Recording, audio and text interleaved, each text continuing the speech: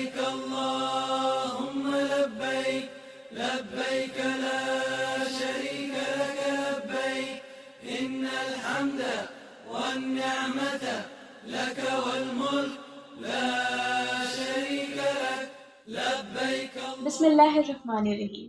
شروع کرتی ہوں اللہ کے نام سے جو نہایت رحم کرنے والا ہے. السلام علیکم. امید ہے میرے ناظرین آپ سب بخیریت ہوں گے اور اللہ کے فضل و کرم میں ہوں گے. آج کے ہمارے اس پوڈ کاسٹ احکام حج اور قربانی کی میں میزبان ہوں اور آپ سب کو اس قسط میں خوش آمدید کہتی ہوں.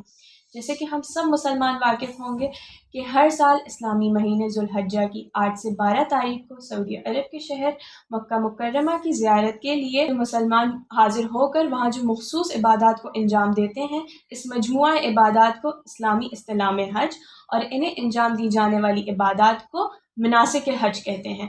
دین اسلام میں ہر صاحب استطاعت بالغ مسلمان پر حج ایک مرتبہ زندگی میں فرض ہے. آج کے ہمارے اس پوڈ کاسٹ کا مضمون حج سے متعلق کچھ سوالات ہیں جن کے جوابات دینے کے لیے میرے ساتھ یہاں بہت بہترین استاد اور ایک اعلیٰ درجے کے مفتی بھی موجود ہیں. یہ نہ تو صرف فقہ کے مسائل سلجھاتے ہیں بلکہ اسلامک جیورسپریڈنس کے ماہر اور ساتھ ہی ساتھ حدیث اور پرنسپل آف حدیث کے بھی ماہر ہیں. اور ابھی یہ بہاج حسین اسکول سسٹم میں اسلامیات اور اردو کے استاد کی حیثیت سے اپنی خدمات کو انجام دے رہے ہیں. یہ بہترین تعارف سر خرم غزالی کا تھا. السلام علیکم سر. وعلیکم السلام ورحمۃ اللہ. کیسے ہیں سر آپ؟ میں بالکل ٹھیک ہوں. آپ فرمائیں آپ خیریت سے ہیں؟ میں الحمدللہ بالکل ٹھیک. ماشاءاللہ آپ کی تو سمر ویکیشنز ہوں گی، جی کیسی جی. گزر رہی ہیں؟ الحمدللہ بہت اچھی گزر رہی ہیں. اللہ تعالیٰ باقی بھی اچھی گزارے.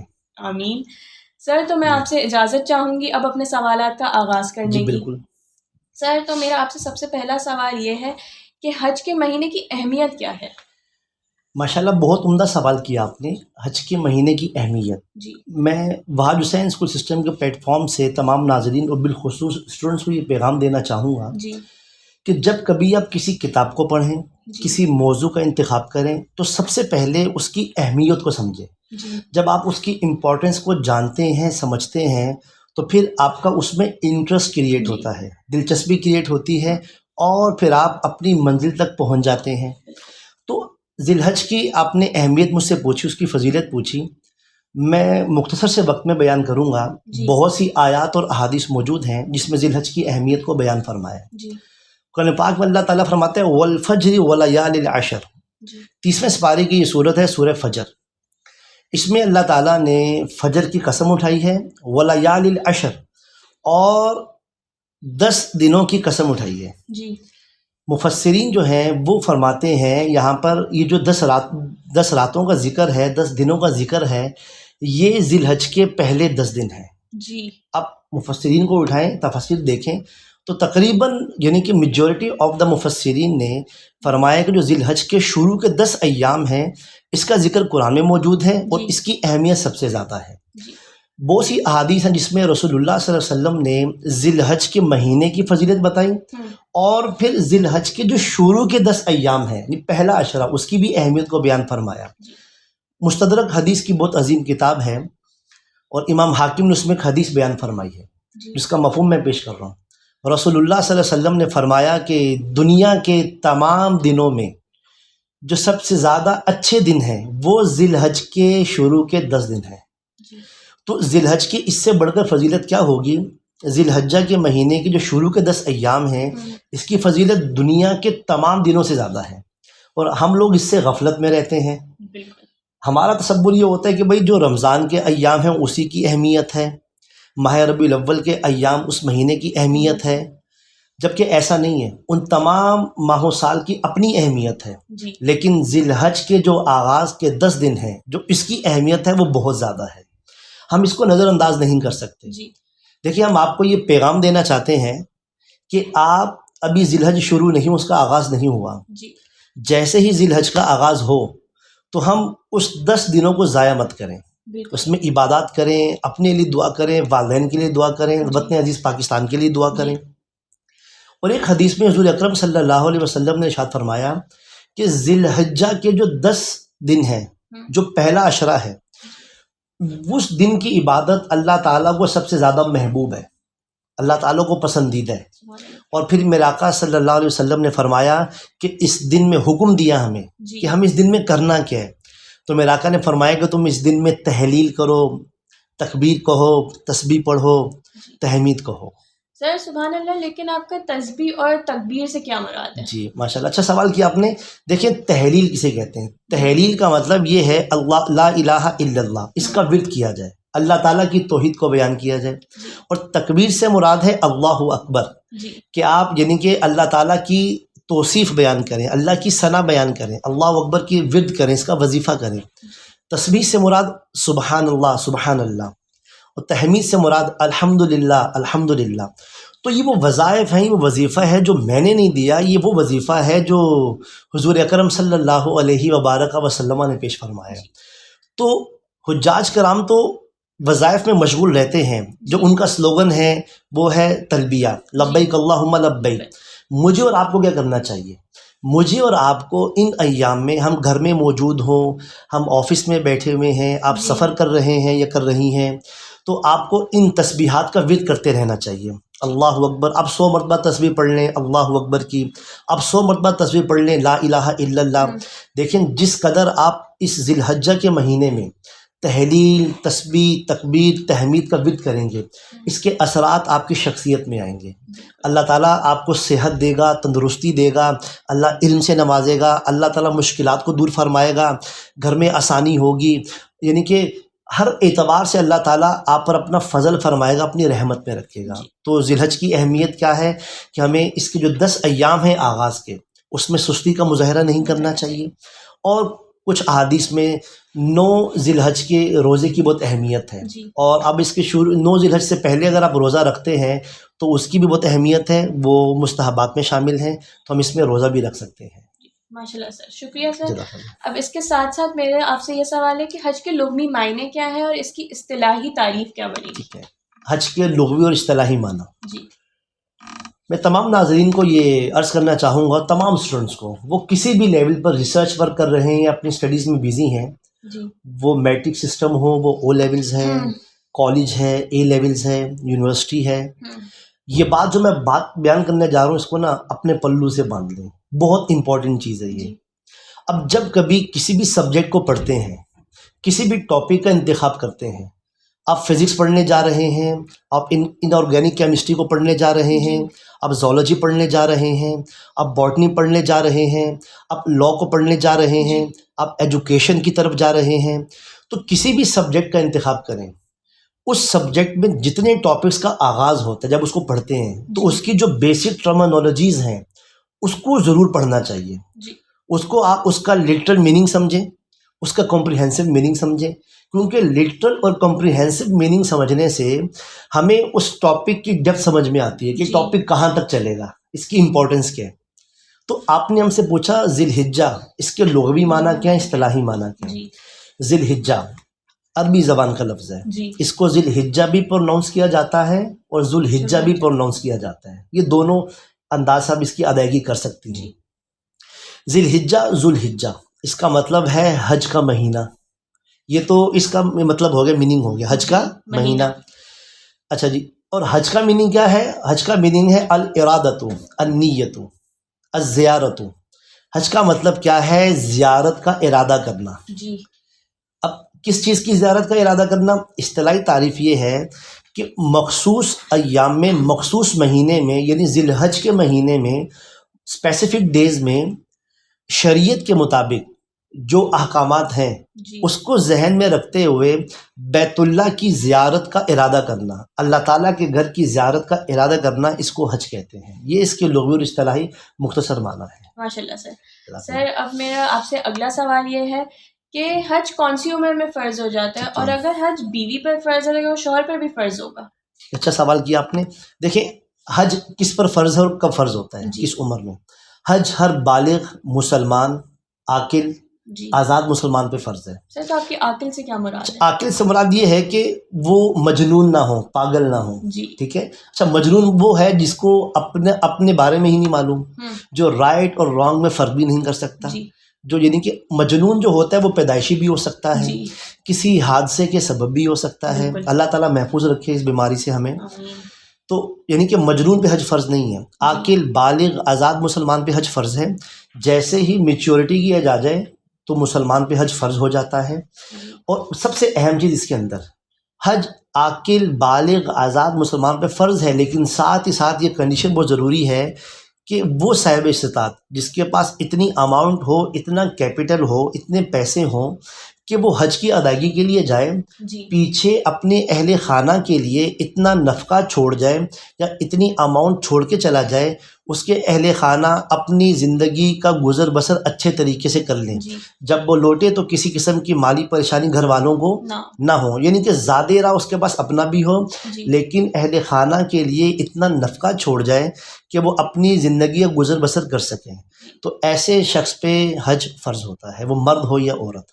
بہت بہت شکریہ سر. اب میں آپ سے تیسرا سوال یہ کرنا چاہوں گی کہ حج کے ارکان کتنے ہیں؟ آپ نے بھی دیکھا ہوگا اور ہم بھی سنتے ہیں کہ فلاں شخص حج کو جا رہا ہے اور 30-40 دن بعد واپس آ رہا ہے. تو سر حج ہو کتنے دنوں میں جاتا ہے اور اس کے ارکان کیا ہیں؟ ٹھیک ہے، ماشاء اللہ. اچھا، ہمارے عمومی تصور یہ ہے کہ لوگ سمجھتے ہیں کہ حج 25 سے 30 دنوں میں ہوتا ہے یا 10 سے 15 دنوں میں ہوتا ہے، جبکہ ایسا نہیں ہے. بالکل ایسا نہیں. دیکھیں، حج کی مختلف مناسک ہیں. اسلام میں جتنی عبادات ہیں، جتنی ورشپس ہیں، اوبلیگیٹری ورشپس، ان عبادات کی سنتیں بھی ہوتی ہیں، واجبات بھی ہوتے ہیں، مستحبات بھی ہوتے ہیں، ارکان بھی ہوتے ہیں، فرائض بھی ہوتے ہیں، شرائط بھی ہوتی ہیں. تو حج کی جتنے مستحبات ہیں، واجبات ہیں، شرائط ہیں، ارکان ہیں، ان تمام چیز اگر ہم ان تمام یعنی کہ اصولیات کو دیکھتے ہوئے حج کریں تو 4 سے 5 دنوں میں آپ کے حج مکمل ہو جاتا ہے. ان تمام چیزوں کو لیتے ہوئے تو حج تو 3 سے 4 دنوں میں مکمل ہو جاتا ہے. لیکن جو باقی جو آپ دیکھتے ہیں کہ 25-30 ایام جاتے ہیں، وہ کہاں گزرتے ہیں؟ سب سے اہم سوال یہ ہے. تو اللہ تعالیٰ ہم سب کو حج کی توفیق دے. آمین. ہم جب حرمین شریفین تشریف لے جائیں، حج کے لیے جائیں، حج کی ادائیگی کے بعد بہت سے مقدسات ہیں، بہت سی تاریخی چیزیں ہیں جس کو دیکھنا مسلمان کے لیے بہت ضروری ہے. آج کے اس بدلتے دور میں، اس ماڈرن ایرا میں ہمارا انٹرسٹ، ہماری دلچسپی بدلتی جا رہی ہے. یعنی کہ آج کے نوجوان کو یا آج کے شخص کو پوری دنیا گھومنے کا شوق ہے. وہ چاہتا ہے میں فلاں جگہ چلا جاؤں، سوئٹزر لینڈ چلا جاؤں، میں یہاں گھومنے چلا جاؤں، آسٹریلیا چلا جاؤں. بالکل جائیں، اللہ تعالیٰ کی سرزمین ہے، اللہ نے بنائی آپ کے لیے کہ آپ اس پوری کائنات کو دیکھو تاکہ آپ اللہ کی طرف مائل ہوتے چلے جائیں. آپ دیکھیں اللہ تعالیٰ نے کیسی خوبصورت حسین و جمیل یہ کائنات بنائی ہے. اس کو دیکھ کر اللہ تعالیٰ یاد آتا ہے. بالکل جانا چاہیے. لیکن یاد رکھیں بحیثیت مسلمان، وہ تاریخی مقامات جہاں سے اسلام کا آغاز ہوتا ہے، وہ تاریخی مقامات، وہ تاریخی جگہیں جہاں پر انبیاء کرام تشریف لائے ہیں، تو اس کو دیکھنے کی دلچسپی ہمارے قلب و ذہن میں رہنی چاہیے. تو حجاج کرام جو تشریف لے جاتے ہیں، جب وہ حج کی ادائیگی مکمل کر چکے ہوتے ہیں، اس کے بعد حضور اکرم صلی اللہ علیہ وبارک وسلم کے دربار یعنی کہ مدینہ منورہ میں حاضر ہوتے ہیں. اور یہ مسلمان کے اوپر لازم ہے. میرے آقا صلی اللہ علیہ وسلم نے فرمایا کہ جو شخص یعنی کہ میرے قبر کی جس نے زیارت کر لی، اس کے اوپر میری شفاعت واجب ہے. یعنی کہ مرکز منور رسول صلی اللہ علیہ وسلم کی حاضری کے سبب ہماری بخشش ہے. اور فرمایا کہ جو یعنی کہ حرمین آئے اور ہمارے گھر کی زیارت نہ کرے تو اس نے بے وفائی کی. تو نبی علیہ السلام کے صدقے اللہ تعالیٰ نے ہمیں اتنا نوازا. حدیث کے مفہوم کے مطابق اللہ تعالیٰ نے کائنات کو بنایا ہی نبی علیہ السلام کے سبب ہے. تو پھر حجاج کرام 10 سے 15 دن مدینہ منورہ میں گزارتے ہیں. پھر وہاں پر جا کے غزوہ بدر کے میدان کو دیکھتے ہیں، جبل احد کو دیکھتے ہیں، ماؤنٹ آف احد کو دیکھا جاتا ہے، اور بہت سے مقامات ہیں. غار ہیرا کا جا کے زیارت کی جاتی ہے، غار سور کی زیارت کی جاتی ہے. پھر امہات المومنین کے گھر ہیں، ان کی جو قبور ہیں ان کی زیارت کی جاتی ہے. جنت البقیع کا دیدار کیا جاتا ہے. یہ مقدس جگہ ہے سب. تو اسی لیے ہمیں 25 سے 30 دن لگ جاتے ہیں. اور انسان جب زندگی میں پہلی مرتبہ حج پر جائے تو ضرور وہ ان جگہوں کا زیارت کرے، یہاں پر دعائیں قبول ہوتی ہیں. ماشاءاللہ سر تو میرا آپ سے ایک اور اہم سوال ہے، وہ احرام سے متعلق ہے کہ احرام کی اہمیت کیا ہے اور ایک مرد اور عورت کے احرام میں کیا فرق ہے؟ اچھا سوال ہے. دیکھیں، احرام کی سب سے بڑھ کر فضیلت اور اہمیت یہ ہے، حج فرض عبادت ہے، اسلام کے ارکان میں سے ایک اہم رکن، اسلام کے ستونوں میں سے ایک اہم ستون، one of the strong pillar of Islam, that is pilgrimage, وہ حج ہے. تو حج ایک فرض عبادت ہے، یعنی کہ پوری دنیا سے مسلمان جمع ہوتے ہیں، مختلف زبان بولنے والے، مختلف شکل و صورت کے مسلمان، اپنے قد کے اعتبار سے، اپنی ہائٹ کے اعتبار سے، اپنی ذات کے اعتبار سے، ہر اپنی رنگت کے اعتبار سے مختلف ہیں. جی تمام مسلمان جب حج کے لیے جمع ہوتے ہیں، یہ اینول گیدرنگ ہے مسلمانوں کی. بالکل.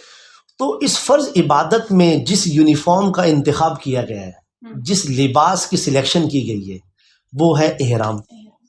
تو یعنی کہ تمام حجاج کرام احرام پہنتے ہیں. یہ اس کی کتنی بڑی فضیلت ہے کہ وہ سفید رنگ میں ہے، اور حضور اکرم صلی اللہ علیہ وسلم کو سفید رنگ پسند ہے. اور یہ شرائط میں شامل ہے حج اور عمرے کی کہ احرام کے بغیر احرام پہننا ضروری ہے.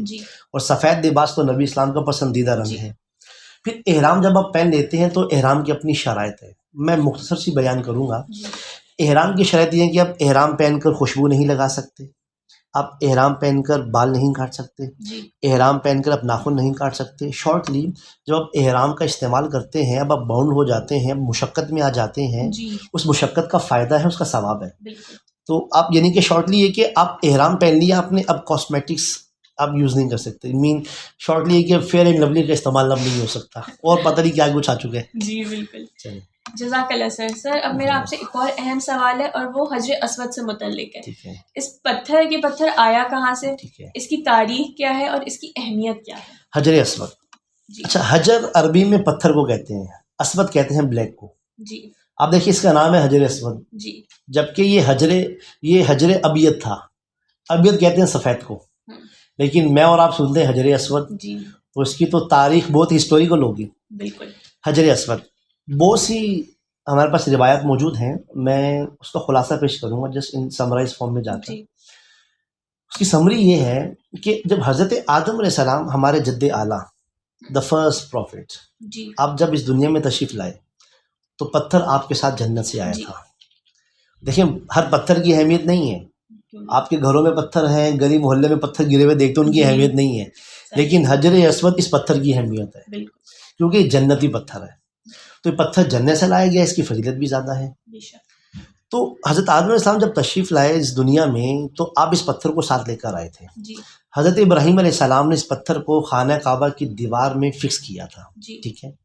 حجر اسود احادیث میں رسول اللہ صلی اللہ علیہ وسلم نے فرمایا کہ روز قیامت یہ پتھر اللہ تعالیٰ اس کو آنکھیں دے گا، اس کو زبان دے گا. یہ پتھر بولے گا اور پہچانے گا کہ فلاں شخص جو ہے مجھے استلام کرتا تھا. استلام کسے کہتے ہیں؟ آپ نے دیکھو کہ حجاج کرام جب جاتے ہیں یا عمرے کے لیے تشریف لے جائیں تو یعنی کہ خانہ کعبہ کی دیوار میں حاجی ایک مقام پر ایسے اندر کی طرف دیکھ رہے ہوتے ہیں، وہ اندر حجر اسود پتھر موجود ہے، اس کو استلام کیا جاتا ہے، یعنی کہ اس کو بوسہ دیا جاتا ہے، اس کو چوما جاتا ہے. حدیث کے مطابق رسول اللہ صلی اللہ علیہ وسلم نے فرمایا کہ جو حجر اسود ہے یہ اصل میں روشن پتھر تھا، سفید تھا، لیکن جب مسلمان اس کے قریب جاتے ہیں، اہل ایمان اس کے قریب جاتے ہیں تو یہ ان کے گناہوں کو ایبزارب کرتا ہے، اپنے اندر جذب کرتا ہے. تو گناہ کھینچ کر یہ سیاہ ہو چکا ہے، یہ اب حجر اسود ہو چکا ہے. تو یہ ایسا مخصوص پتھر ہے، جنتی پتھر. دیکھو جنت کی ہر چیز دنیا کی ہر چیز سے مختلف ہوگی، اس کی جو یعنی کہ جو خصوصیات ہوں گی، جو فضائل ہوں گے، جو اس کی حیت ہوگی، اس کی کنڈیشن ہوگی، بالکل مختلف ہوگی. تو ایک مرتبہ حضرت عمر فاروق رضی اللہ تعالیٰ عنہ آپ طواف فرما رہے تھے، تو طواف فرماتے آپ نے حجر اسود کو دیکھا تو آپ نے اس کو بوسہ دیا، اور آپ نے فرمایا کہ اے پتھر تو ہے تو کالا پتھر، تجھے چومنے میں کچھ بھی نہیں، لیکن تجھے اللہ کے رسول نے بوسہ دیا ہے تو عمر بھی اس لیے تمہیں بوسہ دیتا ہے. ٹھیک ہے. تو اور بہت سی احادیث ہیں ہمارے پاس. تو ہم آخر میں یہ کہنا چاہیں گے اس سوال کے لاسٹ میں کہ جب کبھی اب حج عمرے کے لیے جائے تو حجر اسود کا استعلام کریں. اگر رش ہو تو آپ دور سے اس کو ہاتھ رکھیں اور اس ہاتھوں کو پھر آپ ایسے چوم لیں. یہ استعلام کرنا کہلاتا ہے. یہ صحابہ کرام کی طریقہ ہے، ان کا عمل ہے، نبی اسلام کی سنت ہے، اور آج تک مسلمان کرتے چلے آئے ہیں اور قیامت تک کرتے چلے آئیں گے. جزاک اللہ سر. سر میں اپنے اختتام کی طرف ایک قدم بڑھاتے ہوئے آپ سے اپنا سیکنڈ لاسٹ سوال یہ پوچھنا چاہوں گی کہ جو حجاج کرام ہیں وہ مختلف مقامات پر مختلف مقامات کی زیارت کرتے ہیں، تو سر ان میں سے کون سے ایسے مقامات ہوں گے جہاں پہ دعائیں قبول ہوتی ہیں؟ شاباش، اچھا سوال آپ کا، بہت عمدہ سوال ہے. ہر مسلمان کو دعا کی ضرورت ہے. آپ مسلمان ہیں، ایک شخص ہے وہ نان مسلم ہے، وہ بھی دعا کرتا ہے، وہ بھی گاڈ سے مانگتا ہے. ٹھیک ہے. تو ان کی دعا کی ضرورت تو ہر انسان کو تو ہے نا. جی بالکل بحیثیت مسلمان ہمیں زیادہ ضرورت ہے. بے شک. ہمارے یعنی کہ بنیادی اعمال میں یہ شامل ہے دعا کرنا. جی قرآن میں بہت سی آیات ہیں، احادیث طیبہ کے پورے چیپٹرز ہیں کہ اللہ تعالیٰ سے دعا کرو. اور سورہ فاتح میں الحمدللہ رب العالمین کے بعد جو دوسری آیت ہے الرحمن الرحیم، امام راضی فرماتے ہیں رحمان اور رحیم کا مطلب یہ ہے کہ اللہ تعالیٰ کو اس بات پہ غصہ آتا ہے، اللہ جلال میں آ جاتا ہے کہ میرا بندہ مجھ سے دعا نہیں کر رہا، کیونکہ اللہ تعالیٰ عطا کرنے والا ہے. بالکل. تو دعا تو ہر وقت کرنی چاہیے. یاد رکھیں دعا اللہ تعالیٰ کسی وقت بھی قبول فرما سکتا ہے. جی لیکن بہت سی احادیث میں کچھ ایسے یعنی کہ ایام ہیں، ایسے مہینے ہیں، ایسی راتیں ہیں کہ جس میں دعا کرنے کا حکم دیا گیا ہے. جی تو حجاج کرام، میرے بہت سے دوست احباب اس وقت حج پہ جا چکے ہیں، 2023 کا وہ حج کریں گے. اللہ تعالیٰ ان کی حج کو قبول فرمائے. آمین. ان کو میرا یہ پیغام ہے، اور بالخصوص تمام حجاج کرام جن تک ہمارا یہ پیغام پہنچے، ان سب کے لیے ہمارا یہ ایک میسیج ہے. اب جس مقام پر جائیں تو خاص مقامات میں بتا رہا ہوں، جب وہاں پہنچے تو ہمیں بھی دعا میں یاد رکھیں، ہمارے اسکول بہاد حسین کو دعا میں یاد رکھیں، اپنے اہل خانوں کو دعا میں یاد رکھیں، اپنے فرینڈز کو دعا میں یاد رکھیں، اور وطن عزیز پاکستان اور امت مسلمہ کو دعا میں یاد رکھیں. خاص مقامات کیا ہیں؟ دیکھ، خاص مقامات پہ دعا قبول ہوتی ہے. مقام ابراہیم، اب اس پہ دعا کریں قبول ہوگی. حجر اسود کے سامنے دعا کریں قبول ہوگی. جب آپ کی حدیث کے مطابق پہلی نگاہ خانہ کعبہ پہ پڑھیں اس وقت دعا کریں، دعا قبول ہوگی.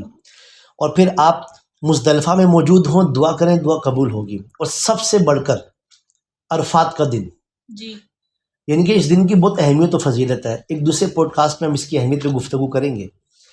عرفات کے میدان میں حجاج کرام جب موجود ہوں، آپ نے مجھ سے ارکان پوچھے تھے شروع میں، حج کے ارکان میں شامل ہے وقوف عرفہ، اسٹے ان عرفات، اور طواف زیارت. جی تو عرفات کے میدان میں دعا لازمی کریں. اللہ تعالیٰ حاجی کی دعا کو قبول فرماتا ہے.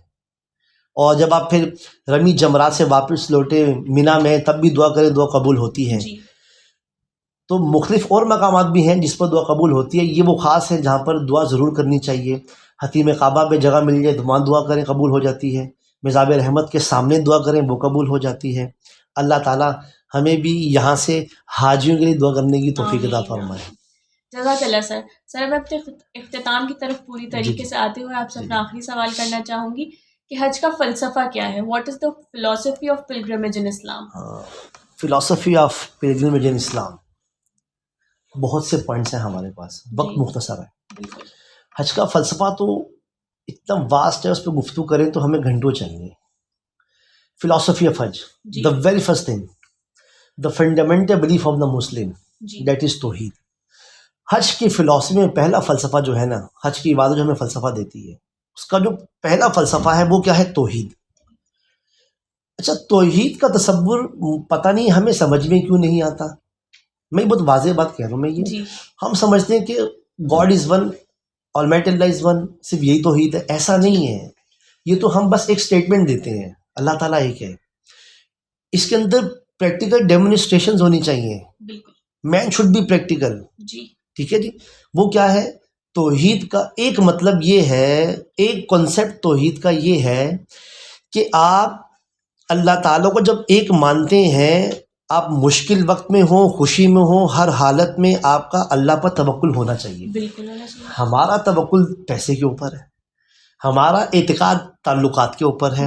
میرے ریفرنسز ہیں، میں یہ کر سکتا ہوں، وہ کر سکتا ہوں، میں بس پیسہ ہے میں سب کچھ کر سکتا ہوں، فلاں شخص کا ضمیر خرید سکتا ہوں. نہیں، ایسا نہیں ہے. یہ شخص بیمار ہے، یار تم میری مدد کر دو، فلاں ہاسپٹل میں مجھے لے جاؤ. دیکھیں، اسباب کی طرف جانا چاہیے. اسباب کی اہمیت ہے، اسباب کی اہمیت ہر انسان کی ضرورت ہے، لیکن توکل اللہ کی ذات پر ہونی چاہیے. حضور اکرم صلی اللہ علیہ وبارک وسلم، ایک روایت ہے جس میں آپ حضرت امام حسن رضی اللہ تعالیٰ کو خواب میں تشریف لائے. بہت بڑے امام گزرے ہیں، امام جلال الدین سیوطی رحمۃ اللہ علیہ. تو آپ نے کتاب لکھی ہے تاریخ الخلفاء. اس کتاب میں امام سیوطی نے یہ روایت لکھی ہے کہ نبی علیہ السلام جب خواب میں امام حسن کو آئے تو نبی اسلام نے حضرت امام حسن رضی اللہ تعالیٰ عنہ کو کچھ دعائیں بتائیں، اور وہ دعائیں توکل سے متعلق تھیں. وہ کتابوں میں موجود ہیں، ہمیں اس دعا کو ضرور پڑھنا چاہیے. اس پوری دعا کا جو لب لباب ہے، جو اس کی سمری کیا تھی، اس کا ایک ایک جو لفظ تھا وہ کیا تھا کہ ہر مشکل میں کسی قسم کی حاجت ہے، ضرورت ہے، مصیبت ہے، کس سے مانگو؟ اللہ تعالیٰ سے مانگو. یعنی کہ یہ توحید کا ایک پہلو ہے صرف. جی توحید کا دوسرا پہلو کیا؟ اللہ تعالیٰ کی عبادت. زبردستی نہیں کرنی، خوشی سے کرنی ہے. والدین کہیں گے نماز پڑھنی ہے، ایسا نہیں ہے. یعنی کہ خورم غزالی کو خود نماز پڑھنی چاہیے، سمین شیخ کو نماز خود ادا کرنی چاہیے. بالکل. یعنی کہ آپ کے استاد کہیں نہ کہیں، آپ کے پیرنٹس کہیں نہ کہیں، آپ کو خود عبادت کرنی ہے. یہ توحید ہے. جی بالکل. تو ایک تو فلسفہ یہ ہے کہ یہ جو پورا یعنی کہ حج ہے ہمیں توحید کی طرف لے کر جاتا ہے. جی اب دیکھیں نا، جو حاجیوں کا ایک نعرہ ہے جس کو ہم کہتے ہیں تلبیہ، لبیک اللہم لبیک لا شریک لک لبیک ان الحمد والنعمت لک والملک. یہ پورا جو تلبیہ ہے یہ اس بات کی گواہی دے رہا ہے کہ اب توحید پر یقین کرو. جی ہر اعتبار سے اللہ تعالیٰ کی تعریف ہوگی، توصیف ہوگی، ثنا بیان ہوگی. اس کا مطلب ہی یہی ہے. حج کا ایک اور فلسفہ، جی حج وہ عبادت ہے جو فائنینشیل ورشپ بھی ہے اور فزیکل ورشپ بھی ہے. یعنی کہ حج مالی عبادت بھی ہے، بدنی عبادت بھی ہے. تو یعنی کہ اللہ کی راہ میں جب آپ کو یعنی کہ رزق دولت کو خرچ کرنا ہے اس کو خرچ کریں، جب آپ کو یعنی کہ فزیکل ورشپ کرنی ہے اس وقت فزیکل ورشپ کریں. جی حج کا فلسفہ، حج کے فلسفے میں ایک بہت اہم چیز کیا ہے؟ احترام انبیاء، رسپیکٹ آف آل پروفٹس. جی من حضرت آدم علیہ السلام سے لے کر رسول اللہ صلی اللہ علیہ وسلم تک جتنے بھی پروفٹس ہیں، کم بیش 1,24,000 نبی و رسول تشریف لائے. ان سب کا احترام، ان سب کا ادب، ان سب کی تعظیم ہمارے عشق میں شامل ہونی چاہیے، ہمارے جنون میں ہونی چاہیے. یہ ہمارا اعتقاد اور یقین ہونا چاہیے کہ تم اور ہے الحمدللہ، لیکن کہیں کمی بیشی ہے، کمزوری ہے تو اس کو دور کر کے تمام انبیاء کا احترام ہم سب پہ لازم ہے. جی ایسا نہیں ہے کہ ہم کہیں گے ہمیں صرف رسول اللہ صلی اللہ علیہ وسلم سے محبت ہے. نہیں، حضرت عیسیٰ علیہ السلام سے بھی اتنی محبت ہے، جی حضرت موسیٰ علیہ السلام سے بھی اتنی محبت ہے، نوح علیہ السلام، زکریا علیہ السلام. ہر نبی سے محبت، ہر نبی کا احترام، ہر نبی کی تعظیم، ہر نبی کا ادب، ان کی تعلیمات کا احترام، ان کے اہل خانہ کا احترام، یہ ہم پہ لازم ہے. بالکل یہ حج کا فلسفہ ہے. یہ آپ نے پہلے کبھی سنا نہیں ہوگا. بالکل. یہ میں کیوں کہہ رہا ہوں؟ دیکھیں، حج کے اندر بہت سے اعمال اور افعال ایسے ہیں، جی بہت سے مناسک ایسے ہیں، بہت سے ریچولز ایسے ہیں جو حضرت ابراہیم علیہ السلام کے اعمال ہیں، جو آپ کے افعال ہیں، جو حضرت حاجرہ رضی اللہ تعالی عنہ کے افعال ہیں. جیسے آپ صفا مروہ میں سعی کرتے ہیں، آپ مقام ابراہیم پہ موجود ہوتے ہیں، جی رمی جمرات کرتے ہیں، شیاطین کو پتھر مارے جاتے ہیں. یہ سب کیا ہیں؟ ابراہیم علیہ السلام اور حضرت حاجرہ رضی اللہ تعالی عنہ، یہ ان کے افعال ہیں. جی تو حج کا ایک فلسفہ کیا ہے کہ اللہ تعالیٰ نے جب اپنے انبیاء کے افعال کو، ان کے ایکشن کو یعنی کہ ایسا زندہ رکھا کہ قیامت تک مسلمان اس پر عمل کریں گے. جی امت محمدی کا جو امتی ہے وہ قیامت تک حج کی عبادت میں اس پہ عمل کرے گا. جی تو اس کا مقصد کیا تھا؟ اس کا مقصد یہ تھا کہ انبیاء کا احترام کیا جائے، انبیاء کرام جس مقام پر بیٹھے اس جگہ کا ادب کیا جائے، جی انبیاء کرام نے جس انداز سے عبادت کی اسی انداز سے عبادت کی جائے، جی انبیاء کرام نے جو تعلیم فرمائی ہمیں اس تعلیم پر عمل کرنا چاہیے. تو مختصر یہ حج کا ایک فلسفہ کیا ہے؟ احترام انبیاء، رسپیکٹ آف دا پروفٹس. جی اور آخر میں بس گفتگو کو اختتام کی طرف لے کر جا رہا ہوں. حج کے فلسفے میں ایک بہت اہم چیز ہے. آپ دیکھیں، حج کا جو لباس ہے، یونیفارم ہے، وہ احرام ہے. پوری دنیا سے مسلمان جمع ہوتے ہیں جی اور ہر شعبے کا شخص موجود ہوتا ہے، جی ہر کیٹیگری کا انسان وہاں پہ موجود ہے. بڑے یعنی کہ ہر رینک کا پرسن وہاں پر آپ کو ملے گا پوری دنیا سے. بالکل. اس کا کیا منصب سٹیٹس ہوگا، وہ اپنے گھر میں، اپنی ریاست میں ہوگا، جی اپنے علاقے میں ہوگا، اپنے قبیلے میں ہوگا، جی اپنی قوم میں ہوگا. لیکن اللہ کی بارگاہ میں جب آ جاتے ہیں تو سب کیا کرتے ہیں؟ دو لباس پہنتے ہیں. جو مرد حضرات ہیں ان کا لباس کیا ہے؟ ان کا لباس دو چادریں ہیں، جی اور وہ بھی انسلا کپڑا ہے، انسٹچ کپڑا ہے. جی یعنی کہ حج کیا چاہتا ہے؟ حج چاہتا یہ ہے کہ حضرت مسلمان کے وجود سے، اس کے قلب و ذہن سے، اس کے اس دماغ سے کیا نکال دیا جائے؟ غرور اور تکبر نکال دیا جائے. بالکل. یہ حج کا فلسفہ ہے. حج یہ چاہتا ہے کہ مسلمان کے قلب و ذہن اور دل و دماغ سے جی تکبر کو نکالا جائے اور ڈسکرمنیشن اور تفریق کو ختم کیا جائے. یار میں اتنا امیر ہوں، یہ اتنا غریب ہے، میں اس برانڈ کا کپڑا پہنتا ہوں، اس نے اس برانڈ کا کپڑا جی. پہنا ہوا ہے. ہمارا یہ بھی ایک بیماری ہے نا بالکل. کہ ہم انسان کی چار ڈھال کو دیکھ کر اس سے تعلقات قائم کرتے ہیں، اس کے پیسے کو دیکھ کر، اس کے لباس کو دیکھ کر کہ اس برانڈ کا وہ سوٹ پہنتا ہے، اس کو دیکھ کے ہم فالو کرتے ہیں. حج ایسی عبادت ہے ہمارے وجود سے، مسلمانوں کے قلب و ذہن سے اس بیماری کو نکالنا چاہتا ہے. تو یہ حج کے میں نے فلسفے میں 2 سے 3 پوائنٹ عرض کیے ہیں، ہزاروں پوائنٹس اور بھی ہیں. بالکل ماشاء اللہ سر، شکریہ آپ کا کہ آپ نے اپنے قیمتی وقت میں سے ہمارے اس پوڈ کاسٹ کے لیے اپنا وقت نکالا. آپ کی بھی بہت نوازش، آپ نے بھی اپنی سمر ویکیشنز تھی آپ کی، اور آپ نے اپنی روٹین کو رفع دفع کیا اور آپ سب کام چھوڑ کے یہاں پر حاضر ہیں، تو آپ کا بھی بہت شکریہ. ہم آپ کے بہت مشکور ہیں آپ کے. امید ہے میرے ناظرین آپ نے بھی سر سے تعلیم حاصل کی ہوگی جیسے کہ میں نے کی ہے. تمام حاجیوں کو بہاج حسین اسکول سسٹم کی پلیٹ فارم کی طرف سے حج مبارک. اپنا خیال رکھیے گا. خدا حافظ. لبيك اللهم لبيك لبيك لا شريك لك لبيك إن الحمد والنعمة لك والملك لا